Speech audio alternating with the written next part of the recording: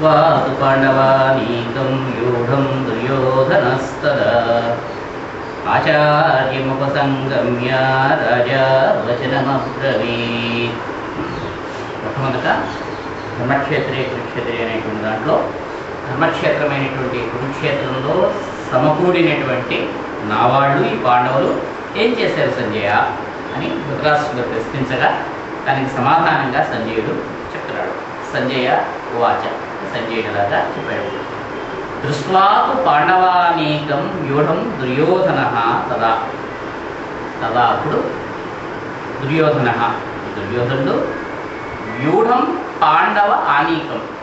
వ్యూఢం అంటే అక్కడ ఏర్పాటు చేయబడినటువంటి పాండవుల యొక్క ఆనీకం అంటే శైలం. ఈ సైన్యాన్ని వీళ్ళు యుద్ధం చేస్తుంటే ఏం చేస్తారు, రకరకాలైనటువంటి వ్యూహముల కింద వాళ్ళు చక్కగా పేరుస్తారు. వీళ్ళు ఏదో సర్ప వ్యూహం పెడితే వాళ్ళు గరుడ వ్యూహం, వీళ్ళు శకట వ్యూహం పెడితే వాళ్ళు ఏదో ముద్గర వ్యూహం, ఇలాగ రకరకాలైనటువంటి వ్యూహముల కింద ఈ సైన్యాన్ని అంతటినీ కూడా పేర్చుకుంటారు. అదే మనకి పద్మ వ్యూహం అనేటువంటిది బాగా ప్రసిద్ధి.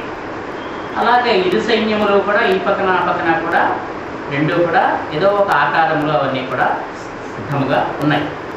అలాగ పేర్చబడినటువంటి సైన్యాన్ని దృష్ట్వా చూసినటువంటి వాడై ఆచార్యం ఉపసంగమ్య ఈయన దగ్గరికి వచ్చాడు. ఈ ఆచార్యుడైనటువంటి ద్రోణుడి దగ్గరికి వచ్చి ఆయన దగ్గరికి చేరి అప్పుడు రాజా వచనం అబ్రవీత్.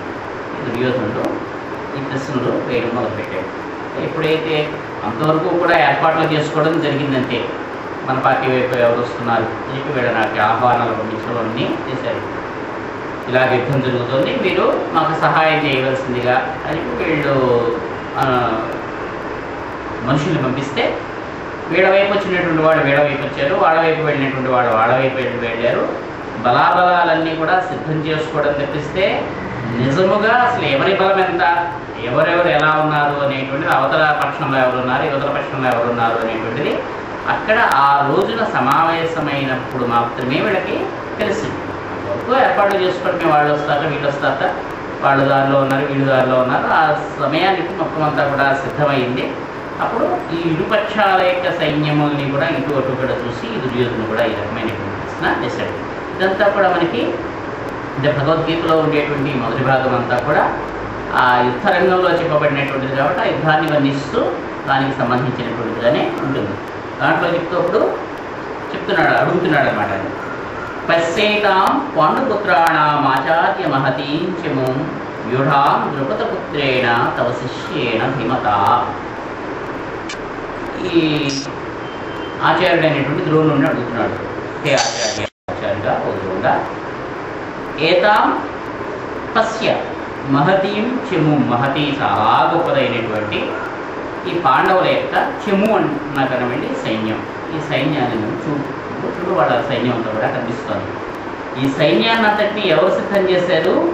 ద్రుపదపుత్రేణ తవ శిష్యేణ ధీమత వ్యూఢాం. నీ శిష్యుడైనటువంటి ద్రుపదుని యొక్క కుమారుడైనటువంటి ధృష్టద్యుమ్నుడు వీళ్ళకి సేనాధిపతి. వీళ్ళ వైపు వీళ్ళు వస్తాగా భీష్ముడు ద్రోణుడు కర్ణుడు ఒకళ్ళ తర్వాత ఒకళ్ళు వీళ్ళ వైపు ఉన్నారు. వాడికి మాత్రం యుద్ధం ప్రారంభం నుంచి చివరి వరకు కూడా ధృష్టద్యుమ్నుడే వాళ్ళకి ఉన్నాడు, చివరి వరకు కూడా. అంచేత నీ శిష్యుడైనటువంటి ధృష్టద్యుమ్నుడు ఏర్పాటు చేసినటువంటి వాళ్ళ వైపు సిద్ధం చేసినటువంటి వ్యూహపరిచినటువంటి ఈ సైన్యాన్ని కూడా చూడవయ్య ఆచార్య అని చెప్పైన చెప్తున్నాడు. ఈ ద్రుపదుడు ద్రోణుడు కూడా పూర్వము బాల్యమిత్రుడు. దానివల్లనే అసలు వీళ్ళిద్దరికీ కూడా గొడవ రావడం అనేటువంటిది అది కూడా జరిగింది. అంటే వాళ్ళిద్దరు కూడా ఆశ్రమంలో గురుకులంలో పూర్వకాలం ఏం చేసేవారంటే రాజుల యొక్క కుమారులైనప్పటికీ కూడా వాళ్ళకి 16 ఏళ్ళు 17 ఏళ్ళ వయస్సు వచ్చే వరకు కూడా గురుకులానికి పంపించేవారు.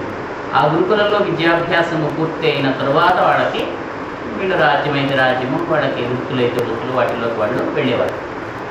ఈ ద్రోణుడు కూడా ఈ గురువు యొక్క ఆశ్రమంలో వాళ్ళిద్దరు కూడా కలిసిమెలిసి సహాధ్యాయుడుగా వాళ్ళ విద్యను అభ్యసించారు. తర్వాత కాలక్రమంలో ద్రుపదుడు రాజు అయ్యాడు. ఈ ద్రోణుడికి ఏమిటంటే పాపం వివాహం జరిగింది, కానీ చాలా దారిద్ర్యంతో బాధపడుతున్నాడు. ఎటువంటి దారిద్ర్యం అంటే ఆ వనంలో ఉండేటువంటి మిగిలినటువంటి పిల్లలు ఆవు పాలు తాగుతుంటే ఈ కొడుకు వచ్చి నాకు కూడా పాలు కావాలని అడుగుతాడు. అప్పుడు పాలు కూడా అతనికి పట్టడం అనేటువంటిది లేదు. అప్పుడు ఆవిడ ఏం చేస్తుంది, పిండో ఏదో నీళ్ళల్లో కలిపి ఇవేరా పాలు అని చెప్పిస్తుంది. గ్లాసులో పోసుకుని తాగుతూ తన స్నేహితుల దగ్గర ఇదిగో నేను కూడా పాలు తాగుతున్నాను అని చూపిస్తాడు. వాళ్ళు ఎక్కిరిస్తారు. అవేం పాలు కావో ఏమో పిండి మేము ఇచ్చింది, పాలేమో అలా ఉండవు. వాడు మళ్ళీ ఏడుస్తూ తిరిగి వస్తాడు. తిరిగి వస్తే ఇక్కడ బాధపడుతుంది. కనీసం కొడుక్కి పాలు పట్టడానికి కూడా మనకి దగ్గర దామాపంధనం కూడా లేదు కదా అని భర్తతో చెప్తుంది. ఇప్పుడు మీ సహాధ్యాయే కదా ఇప్పుడు రాజు అయ్యాడు, వెళ్ళి ఒక ఆవుని దానం అడగండి, ఆయన మాకు సహాయం చేయకూడదు కదా. సరే ద్రౌపదుడి ద్రోణుడి దగ్గరికి ద్రౌపదుడి దగ్గరికి ద్రోణుడు వచ్చాడు. రాజుగా ఆయన కూర్చున్నాడు సింహాసనం మీద. దాని మీద బాల్య స్నేహితుడు వచ్చినప్పటికీ కూడా ఏమాత్రము ముఖంలో అతన్ని గుర్తించినటువంటి పరిచయము కానీ, పోనీ ఎవరో వచ్చారు అనేటువంటి బ్రాహ్మణుడు ఋషి లాంటి వాడు వచ్చాడు అనేటువంటి గౌరవం కానీ ఏమీ లేదు. అసలు ఆ వ్యక్తిని పట్టించుకోరు. అప్పటికీ సిగ్గు విడిచిపోక ఈ ద్రోణుడు అడగబోయాడు. అతను తిరస్కరించాడు. నేను పట్టించుకుంటూ వెళ్ళిపోయాడు. వెళ్ళిపోయి చాలా బాధపడే వస్తూ అప్పుడు ద్రోణుడు మన మనస్సులో అనుకున్నాడు, ఎప్పటికైనా సరే నీ మీద నేను ప్రతీకారం తీసుకుంటాను అని అనుకున్నాడు. సరే ఆ తర్వాత ఏం చేశాడు, ఈ ద్రోణుడు భార్య ఈ కృపాచార్యుని యొక్క చెల్లెలు కృపి అని చెప్పి, ఈ కృపాచార్యుడు కౌరవుల యొక్క ఆస్థానంలో ఆయన వాళ్ళకి విద్యని బోధించేటువంటి ఈ అస్త్ర విద్యను బోధించేటువంటి ఉద్యోగంలో ఆయన ఉన్నాడు. అంటే సరే సోదరుడి దగ్గరికి వెళ్దాం, మనం ఇక్కడ ఏం చేస్తాం, ఇక్కడ ఇంత అవమానాన్ని మనం పొందాం కదా, ఇక్కడ ఏముంటామని చెప్పి ఆ రాజ్యాన్ని విడిచిపెట్టి వెళ్ళి కౌరవుల యొక్క రాజ్యానికి మీ హస్తినాపురానికి వచ్చారు. వచ్చినప్పుడు ఈ కృపాచార్యుడు ఆరాధించి ఈ వస్తూ ఉండగానే దారిలోనే వీళ్ళు బంతి నూతిలో పడిపోవడం, ఎవళ్ళు తీయలేకపోతే ఈయన బాణాలు వేసి తీయడం, అది చూసి ఈయన ఇంతటి విలుకాడు అని చెప్పి సరే ఈ కృపాచార్యుడి యొక్క రికమెండేషన్ కూడా ఉంది కాబట్టి ద్రోణుడికి అస్త్ర గురువుగా వాళ్ళు ఉద్యోగం ఇవ్వడం ఇవన్నీ జరిగాయి. ఆ తర్వాత వీళ్ళకి శిక్షణ అంతా కూడా పూర్తయిన తర్వాత వీళ్ళకి మరి గురుదక్షిణ ఏదైనా ఇవ్వాలి కాబట్టి పిల్లలకి శిక్షణ పూర్తయిన తర్వాత వాళ్ళు అడిగితే ఆయన ఒకటే కోరుకున్నాడు, ద్రౌపదుడిని బంధించి తీసుకురండి అని. సరే అదెంతసేపు అని చెప్పి ముందు కౌరవులు అందరూ బయలుదేరారు సైన్యాన్ని దాన్ని తీసుకుని. ద్రౌపదుడు మహావీరుడు, చాలా చక్కగా వీళ్ళందరినీ కూడా ఓడించేస్తూ అనిపిస్తాడు. ఆ యుద్ధంలో కర్ణుడు కూడా ద్రౌపది చేతిలో పడిపోయాడు. అప్పుడు ఈ పాండవులు వెళ్ళారు. వెళ్ళినప్పుడు అర్జునుడు వాళ్ళందరినీ ఓడించారు సైన్యాన్ని. ద్రుపదుడిని తన రథ చక్రానికి కట్టి బంధించి తీసుకొచ్చి ద్రోణాచార్యుడు ఎదురకుండా నిల్చోబెట్టాడు.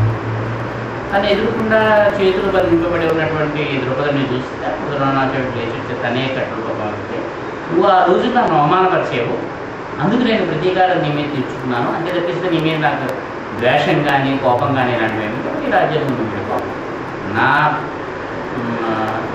ప్రతీకారం తీరింది, నా శిష్యుని చేతిలోనూ ఓడిపోయాడు, అది నాకు చాలు. ఇప్పుడు ద్రౌపదుడికి అవమానం జరిగింది.